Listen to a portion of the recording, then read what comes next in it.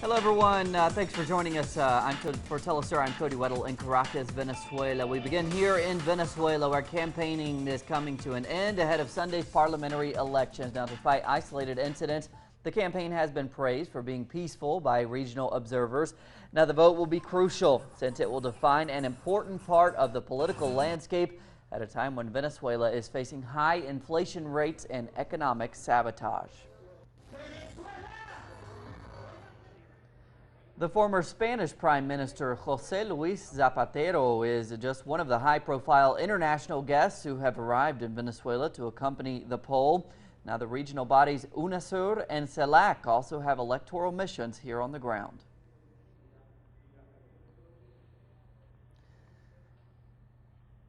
For more now on the closing of this crucial campaign, we turn live to our special correspondent Isabel Fimbo here in Caracas. Isabel, what's the atmosphere here in Venezuela? How would you describe it as the campaigns here come to a close?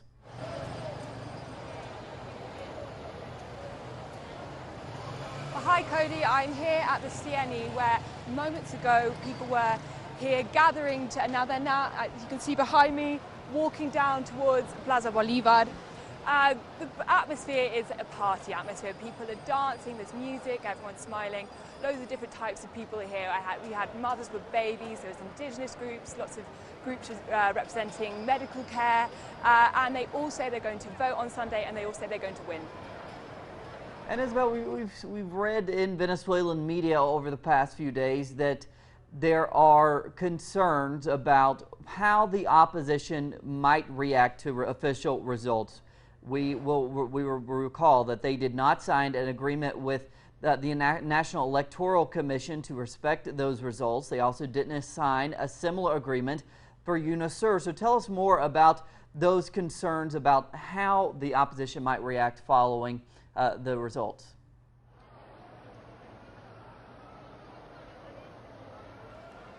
Well, exactly. So as we know already, they refused to sign an agreement saying they'll respect the results. And now Venezuelan officials say that the opposition are going to release their own results ahead of the official ones by the CNE. And also that if they don't get the result they want, they're going to encourage their supporters to go out on the street and protest. Big issues of this campaign, and certainly something that people talk about here a lot in Caracas, are the food shortages. What has the government been saying as a part of this campaign about that issue?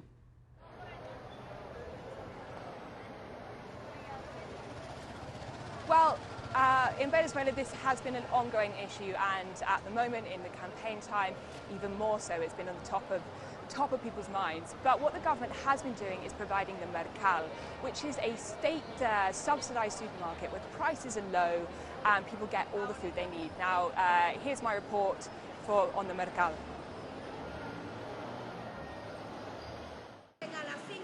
Venezuelan shoppers know that they're in for a long wait to get into the Mercal state supermarket. 2,500 people pass through the doors each week. Some come well prepared for the queue. I've been waiting here for 4 hours. I got here at 6 in the morning. It's worth it on one hand, because if they let us in, we buy our food, because we buy according to our identification number. This is what they're waiting for. The Mercal stocks basic items that have disappeared from the shelves in regular supermarkets and at fair prices. There are established regular prices, and there are subsidized prices, subsidized by the central government. This was implemented by Comandante Hugo Chavez. The legacy is continued by the President Nicolás Maduro. Between massive inflation and private companies deliberately withholding items, day-to-day items become difficult to get hold of and astronomically expensive. Mercal workers also have to look out for bachaqueros, people who buy food at subsidized prices to sell on for profit. Because it's more economical and because you get the things. We get up early and everything. We sacrifice ourselves because you get what you want. It's the only way. And because this one here is really organized. In other places I couldn't buy this, obviously. Never, never, never. Imagine with the economic war that we have with toilet paper. Imagine they'll never sell you ham. And at this price, it seems that to do anything else, it's possible, you know? Queuing outside the Mercado for hours is obviously very frustrating for people, but it's the way that the government has managed to get good food at low prices to the people. Isabel Fimbo, Telesur in Caracas. And we finish up here with Isabel. The only question now, Isabel, as the campaigns are coming to a close and we prepare for Sunday's vote, is what time will we know? What time will we know? What time will we start getting some of those first results Sunday night?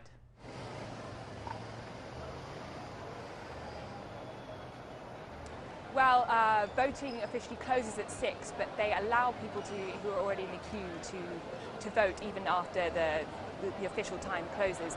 So the preliminary results will come in at midnight, and official results are expected around 2 or 3 in the morning.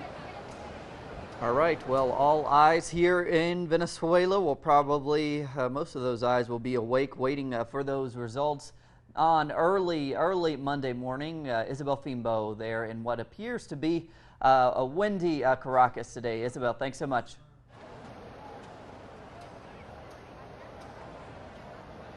Thanks, Cody.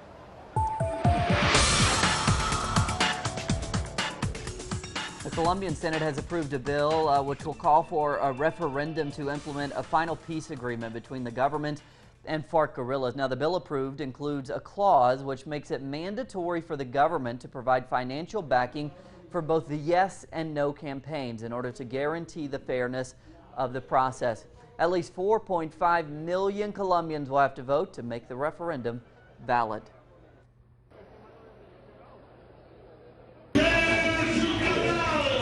Brazilian opposition's attempts to oust President Dilma Rousseff have escalated in the last few hours. The Speaker of the lower house, Eduardo Cunha, has agreed to open impeachment proceedings against the new president.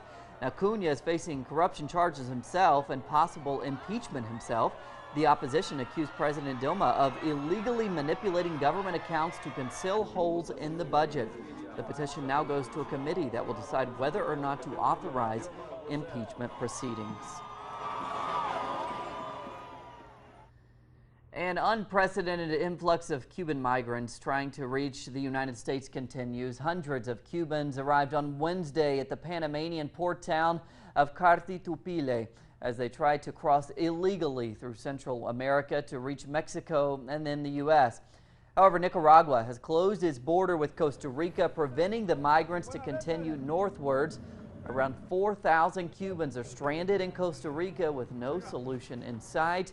The Cuban government says that this is the result of the so-called Cuban Adjustment Act and the policy of dry foot, wet foot, which are promoted by the U.S. authorities to encourage smuggling and illegal immigration from the island nation to the United States.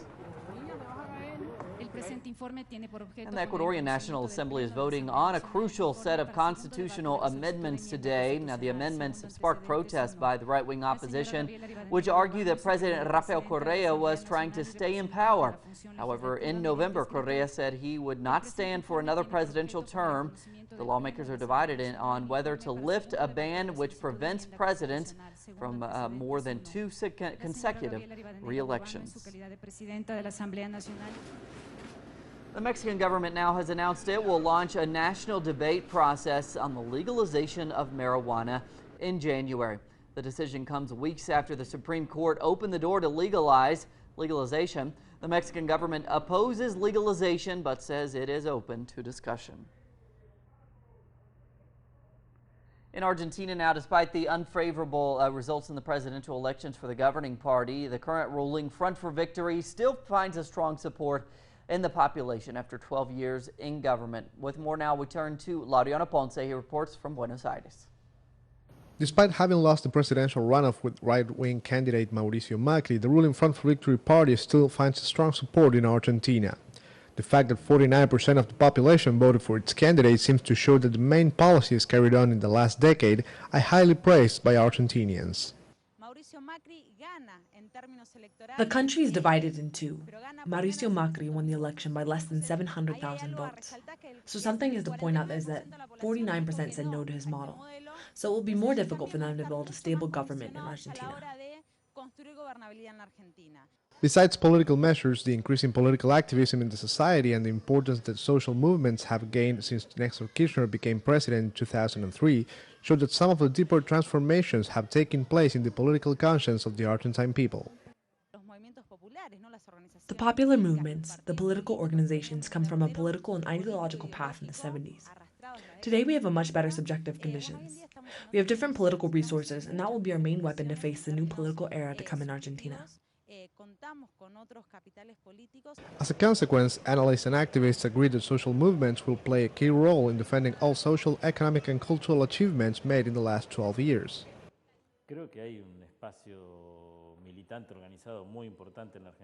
I think there is a very important and organized activist movement in Argentina. There have also been major advances in the conscience, a deep cultural transformation in many sectors. In fact, that is why our adversaries did not have the value to explain what they will do or to contradict the main policies that have been carried on this period.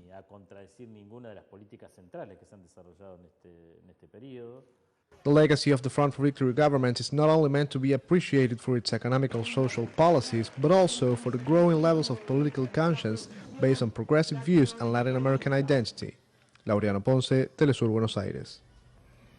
And as the COP21 talks continue, the United Nations climate body, the IPCC, has stressed the importance of keeping the global temperature rise down and also outlined the consequences of a warmer climate.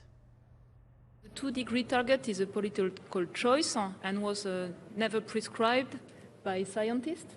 The last report clearly shows that the magnitude of warming will generate, depending on its magnitude, the risk of severe, pervasive and sometimes irreversible impacts, and sometimes also beyond adaptation capabilities. And between 1.5 and 2 degrees, there are, I would say, 2 examples of long-term consequences. One is for coral reefs as a specifically vulnerable ecosystem. Another one is for the long-term risks related to ice sheet destabilization and sea level rise. Russia and Turkey continue to have strained relations after that downing of a Russian jet by the Turkish military. We'll have the latest on Russia's latest move when we come back. The truth behind the power. We lift the lid on some of the world's most ruthless figures. Open file. Only on telesurtv.net in English. Wherever the news, you'll be there. An insight into Africa today. With Bill Fletcher. The Global African. Only on telesurtv.net in English. Wherever the news, you'll be there. We need to understand the world we live in. We require news with critical points of view, thorough analysis and social commitment. This information is vital to think, to understand and to change. The world demands a new perspective. telesurtv.net/English. Wherever the news, you'll be there.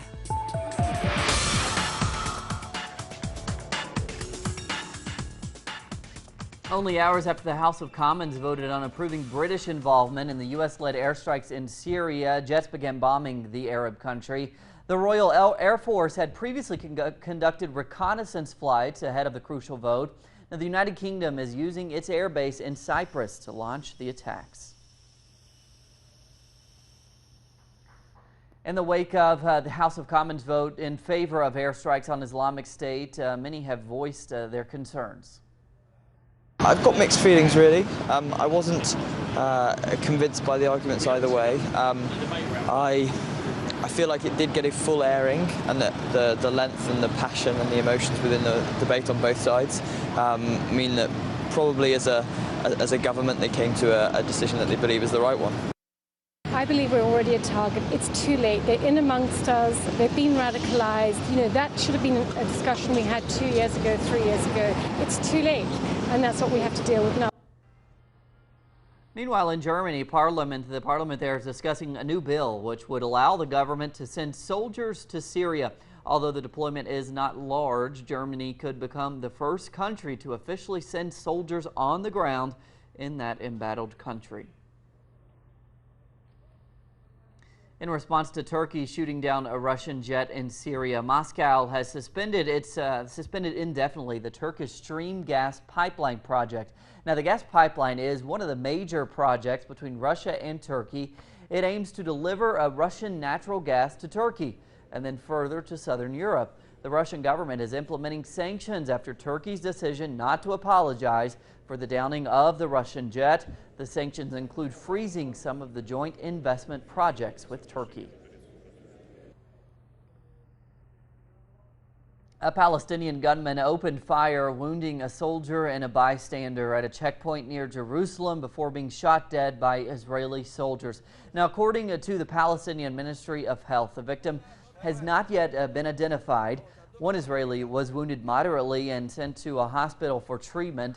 Since October 1st, Israeli forces have killed 97 Palestinians in an outbreak of tensions that continue today. Now we head to the U.S., where on Wednesday 14 people were killed while dozens others were injured in a shooting at a California disability center. It has been recently revealed that the act was carried out by a male and female identified as Syed Rizwan Farouk and Tashfeen Malik, respectively. Now, according to San Bernardino's police chief, while Farouk was born in the United States, Malik's background is still unknown. So we initially put out that we had information that there were upwards of 3 shooters. Right now, as we continue to drill down on information and the witness statements that we have, it really looks like we have 2 shooters, and we're pretty comfortable that the 2 shooters that we believe went into the building are the 2 shooters that are deceased up on San Bernardino Avenue.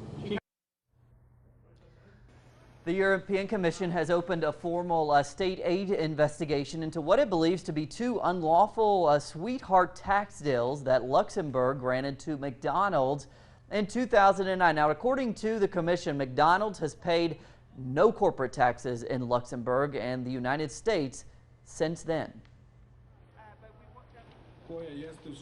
The Organization for Security and Cooperation in Europe, or OSCE, Ministerial Council meeting is meeting in Belgrade. Foreign ministers and delegates from the 57 member states, as well as 11 partners, are expected to discuss terrorism, the Ukrainian conflict, the refugee crisis, and the dispute between Russia and Turkey.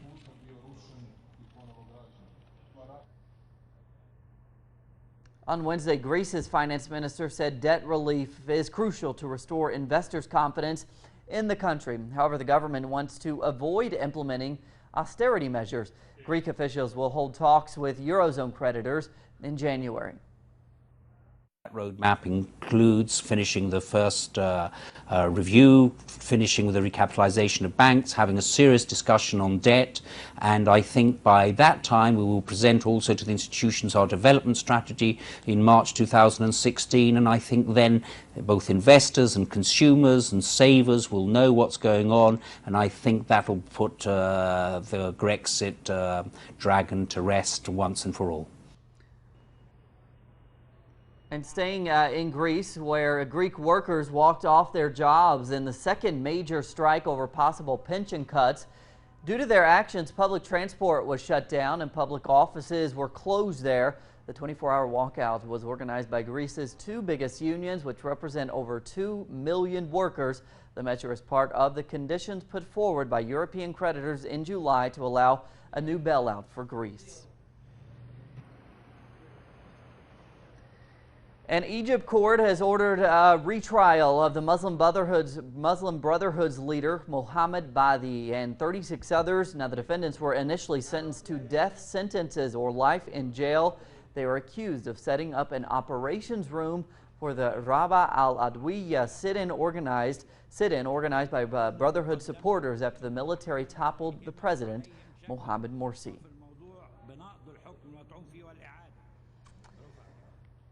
And as the COP21 summit in Paris continues to negotiate the terms of a global agreement to tackle climate change, the progressive Latin American governments of the ALBA Alliance have been laying out their proposals. Our special correspondent now, Luis Arroyo, he's there in Paris. Hey, Luis, can you hear me? Yeah, can I hear you? Luis, it's been an intense day, I understand, of negotiations there. We know the ALBA countries are demanding that the capitalist economic model should be debated too, as part of the summit. Tell us more about their proposal. Well, the Bolivarian Alliance for the Peoples of Four America, they said that they will struggle for a global binding agreement to limit global temperature to 1.5 degrees Celsius and not 2, as the world powers have suggested. And they said that another common goal is to make polluter countries to pay their historic debt and compensate financially to the poor nations affected by climate change. They have not presented yet their intended nationally determined contributions, which were asked by United Nations to create a draft of the COP21. They have not presented this because they say this is only a voluntary agreement that powers make to continue polluting this planet. And the ALBA nations, Luis, have also mentioned some other issues related to global warming. What are those other issues, and how do they relate to the summit as a whole? Well, they have said that the sovereignty over the natural resources is very important, and it has helped them to create all the social programs that have succeeded in the region and that have taken people out of poverty and have helped them in so many other ways. So they totally support the sovereignty that countries need to have over their resources. All right, Luis, once again joining us from Paris. Luis, thanks so much. Thank you.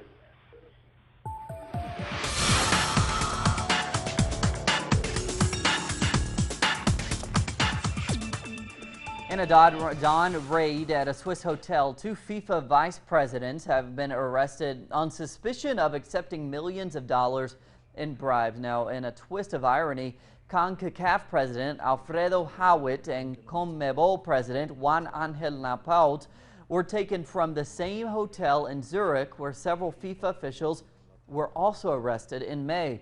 The U.S. Department of Justice requested the arrest as part of its ongoing investigation into corruption in soccer's world governing body. The Art Basel Miami Beach Fair, which is considered by many as one of the most important of its kind in the Americas, has kicked off. Modern and contemporary art takes the center stage in over 250 gallery booths at the Miami Beach Convention Center. There are works from artists all over the world, including many from Latin America. According to a director of a Mexican gallery, the fair is very important, in part due to its great strategic location that draws a lot of clients and collectors from Latin America. And in the United Arab Emirates now, the traditional Abaya clothing is becoming more trendy after a new wave of designers have taken the item and given it a new blend of colors and designs. The traditional robe-like dress has historically been used for religious purposes and to show devotion, but as women's role in society is changing there, the use of abaya is changing as well. That's what we're covering on this Thursday afternoon here from Caracas. Plenty more on all of those stories and others at our website, telesurtv.net/English. Thanks for joining us for Telesur English. I'm Cody Weddle.